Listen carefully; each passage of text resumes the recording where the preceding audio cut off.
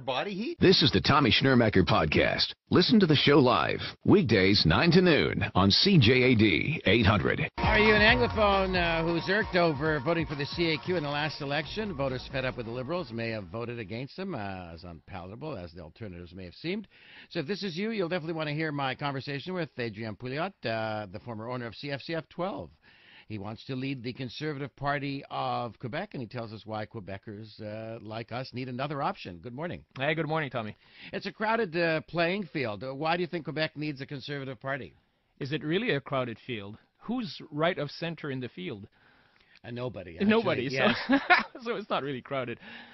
You know, if you want the province to continue on its slow decline on which has been going over the last 20 years, you can vote for the Liberals. If you think that the Coalition is the party of change, even though it's proposing exactly the same public policy proposals that have led us to where we are, you can vote for the Coalition, and then we'll continue our slow decline. So what I'm proposing is not simply to change the chef, but rather to change the cookbook. I don't understand. Francois Legault has said that he's going to do all kinds of things to stop Quebec from being a nanny state. He did. Right, and he's not in power. Such as what? So he's not going. Well, he was in favor of the tuition increase. He was in favor of cutting taxes. A whole bunch of things that he came up with, positions he came up with. There's nothing much he can do about them because he's not in power. Well, first of all, he's the one. He proposed to increase taxes on dividends and capital gains. He quickly backtracked, of course, when the PQ proposed the same thing. But if you look at Francois, look, I spent 5 hours with Francois before deciding to go to the ADQ. And when I came out of there, I concluded that he's a leftist. He's on the left of center part of that pie. Really, what he's proposing is to cut on some places and then to spend the savings somewhere else. He's saying, okay, let's cut in Hydro-Quebec. Let's cut 2,000 employees there, and we'll take the money and increase the salary of our teachers by 20%. And miraculously, the next day, the décrochage scolaire will drop. I mean, it doesn't make any sense. We're going to take money away from the pharmacists and give it to the doctors so that apparently if we do that, suddenly everybody will have a family doctor. And that's not true. That's not going to happen. François Legault's proposing that we use $5 billion of the Caisse de dépôt money. It's our money, by the way, right? I mean, it's our money.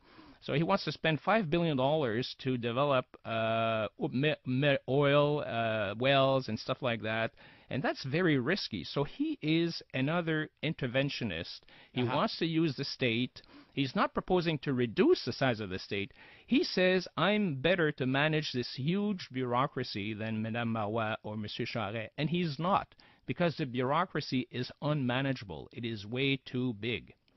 All right, so you're saying... And I'm not going to talk about his constitutional fence-sitting position. Okay, so that means you're a Federalist. I'm a Federalist. All right, now, but isn't there a problem in terms of your party? Do you have enough candidates? Don't you think, I mean, you've done a lot of things and become a super success at what you've done in business, that Quebec is a nanny state for a reason, and that's because a lot of people like the idea. They don't care how much money we borrow. They don't care how much money we have to get from Alberta, and Alberta keeps sending the money. And that when politicians say we don't want to leave this debt to our children and grandchildren, what they really mean is that's exactly what we want to do, because we want to be elected in the immediate term, and people don't want to give up any of their entitlements. Aren't you fighting an uphill battle? Aren't you saying to Quebecers, vote for me and I'm going to cut a lot of the benefits you get? The road without obstacles leads nowhere. So I'm not saying it's going to be an easy job, but I think that there is a way to explain these principles there's a way to explain it to show that if we do these changes, it'll be to the benefit of everybody. Right now, we're Greece. We're basically the fifth most indebted nation in the world based on the Ministère des Finances analysis. So this is where we're going. So now, we can get money from Ottawa. Right, we can get money from Ottawa, and we are getting money from Ottawa. But what we are doing is we're slowly sinking. And we can continue on the same path. And, you know, the Quebec debt is going to increase by $16 billion by the next time we have a Quebec budget. 16 billion. It's right now at 255 billion. Now, who in the province is outraged by that fact? You Not a- are, I am. Okay, who else? Well, when you pay your taxes and when you look at the amount of money the government is taking away from your paycheck, you got to wonder, where is this going? So I wonder about that every day on yeah, the air. I mean, the state is just too big, and it's not an issue of cutting services. It's an issue of finding a better way to provide the services the government is providing right now. Does Quebec need to spend less money, do things more efficiently? I think we all agree on that, and we're discussing it with my guest, Adrien Pouliot, in studio, the head of the Conservative Party. Do you expect to be Premier of Quebec? Well, first of all, I'm not head yet of Yes. the Quebec Conservative Party. I'm running for the leadership of the party, and I think down the road, yes, it's possible. I'm not naive. I think in the short term, all we want to have is a president of the National Assembly to be able to voice these ideas of fiscal conservatism. Okay, now look at the text coming in. What to choose? PQ, no way. Ex-PQ, no way. Liberals who pass the same anti-English rules as PQ, no way. Okay, who do I vote for? Will your guest and his new party specifically declare we're against separatism in every way? If he does, he has my attention and probably my vote. That's John from downtown. John, the answer is yes. Okay, so that You got one vote. Okay, there you got one vote. So you're clearly Federalist. What does your guest think should be done about the Bill 101 and this BS of chasing after people for a sticker in a shop window or hateful public employees? Okay, so that's a delicate question. First of all, I think that there are enough sticks in Bill 101. We certainly don't need more sticks. What I would like to have is more carrots. How can we attract people who want to come here and speak French?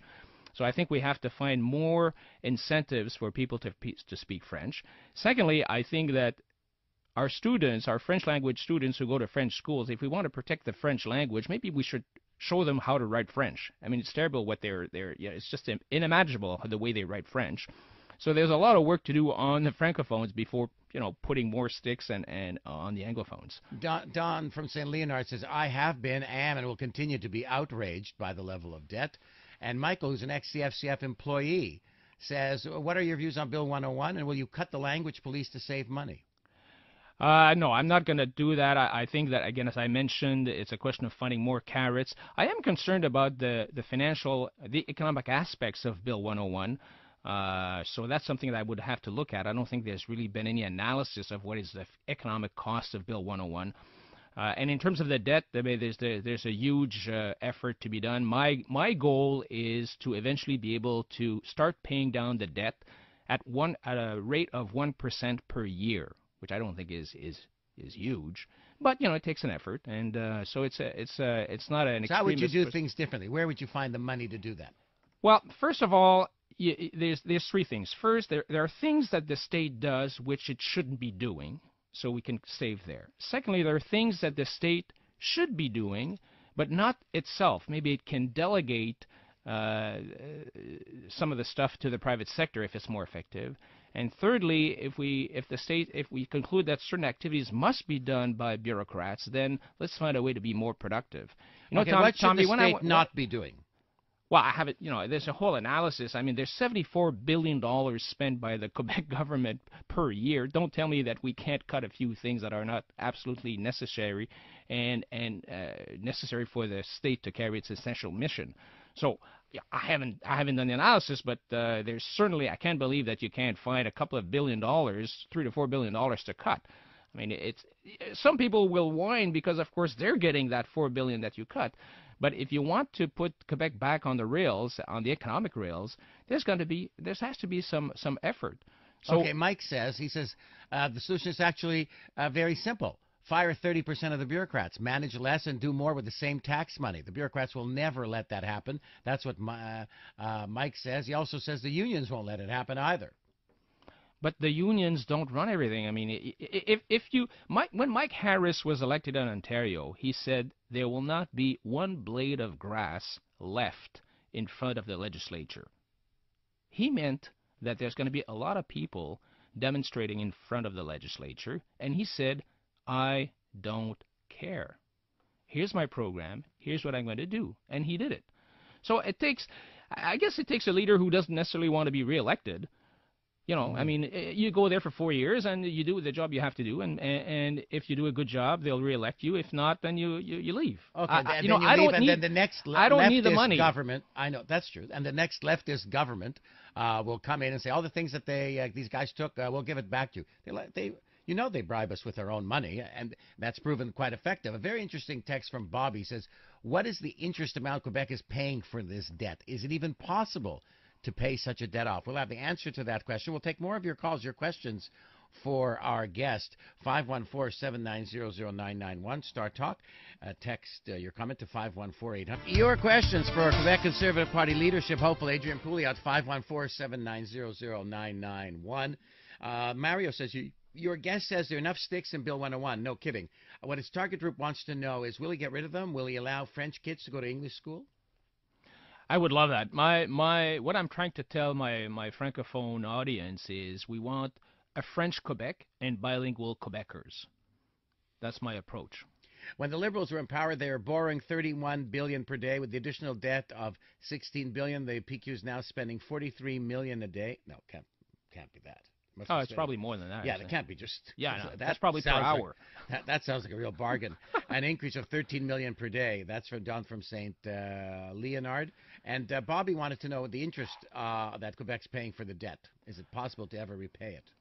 Well, they're it's about $10 billion. It's the third biggest budget in Quebec. And the idea is not to repay the whole debt. You don't have to repay the whole debt. I think, first of all, you have to stop borrowing. Even if you have a zero deficit, they're still borrowing. Like, they're budgeting for a $3 billion deficit this year, but they're going to borrow $10 billion. I mean, there's accounting rules here they're not accounting rules. They're lies. In other words, if you really balance the budget, then your debt hasn't gone up. Right. In your house, if you balance your budget, you owe the same amount as you did last year, unless you bought more stuff.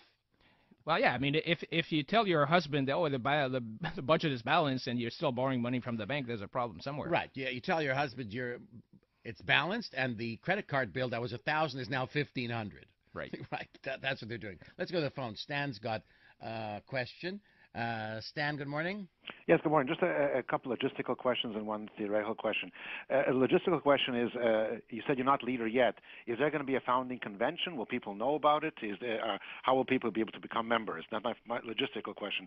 My second question, do you think that you will be seen as irrelevant on the opposite extreme of Option Nationale? Because Quebecers don't usually vote for parties which they think are extreme on either side. They try to vote for some parties which are been tried and true, whether they like them or not, and have been around for a while.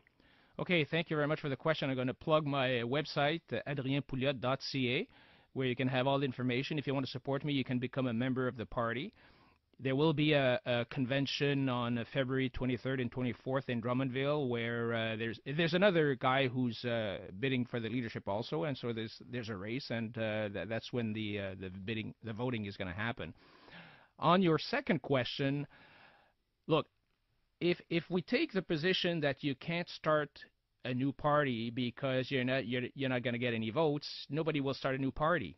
My sense is that what I'm saying reflects a lot of what people of the middle class, what they think, but they're looking for a leader who can explain these things properly, and a leader who is not afraid to take the hard decisions because he doesn't need to be reelected down the road.